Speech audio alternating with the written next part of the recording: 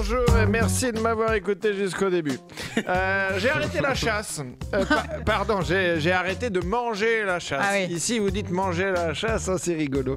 Une fois, je suis allé manger la chasse au resto. C'était dans le centre de Lausanne avec ce grand boucanier de Yann Marguet. Et bah putain, à 100 francs le menu de la chasse, ça te pousse à aimer le brocoli. Mais je vous parle de ça parce qu'on réglemente la chasse un peu partout. La chasse au sanglier, au cerf, à la galinette, mais pas la chasse au SDF.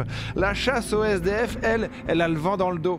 Alors oui, désolé, faut que je précise, un SDF, c'est une personne qui n'a pas de quoi se loger. Hein, comme on est en 6, faut que je vulgarise un peu. Alors je sais, c'est cliché de dire ça, vous en avez des SDF chez vous. Même si vous avez voulu les faire disparaître, c'était interdit de faire la manche dans le canton de Vaud entre 2018 et 2021. C'est vrai. Ça fait que depuis 2021, les SDF font la manche légalement pour rembourser leurs amendes de quand ils faisaient la même activité illégalement. Comme un ancien prêtre pédophile qui ferait la quête au profit d'une école primaire. Donc je vous disais, la chasse au SDF est à la mode et l'inventivité anti-SDF n'a pas de limite. À Los Angeles, une ligne de métro diffuse de la musique classique à haut volume dans ses stations afin de faire fuir les sans-abri. Pour ceux qui voient pas la gueule que fait un SDF quand on lui passe une musique de merde, regardez la tête de Valérie quand elle découvre la musique que j'ai choisie pour mon plaisir partagé.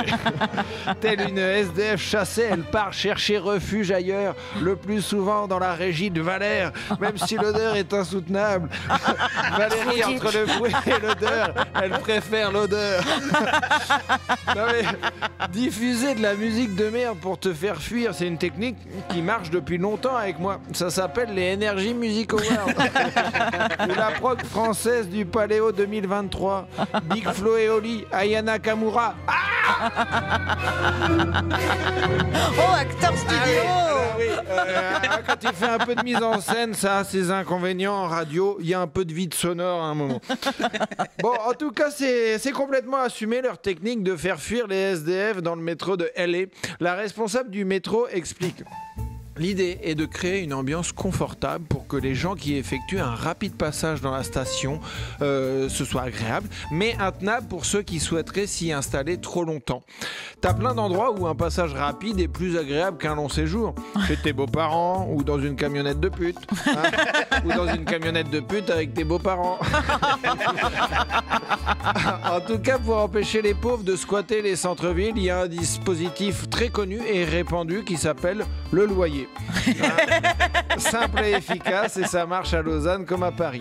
Mais quand c'est pas suffisant, les mairies se montrent très inventives avec les aménagements anti-SDF. Vous connaissez évidemment les petites barres de furet qui coupent le banc en 2 ou 3 pour pas pouvoir s'allonger. Il y a aussi les petits picots qui font passer ton cul pour un fakir dès que tu poses tes fesses.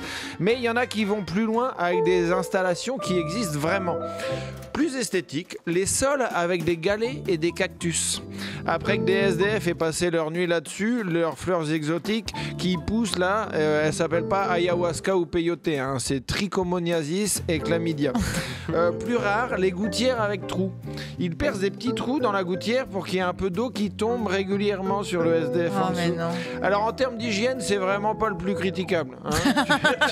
Tu rajoutes un peu de savon et tu peux quasiment tourner une pub pour un gel douche sur gras au savon de Marcel. Et pour toi,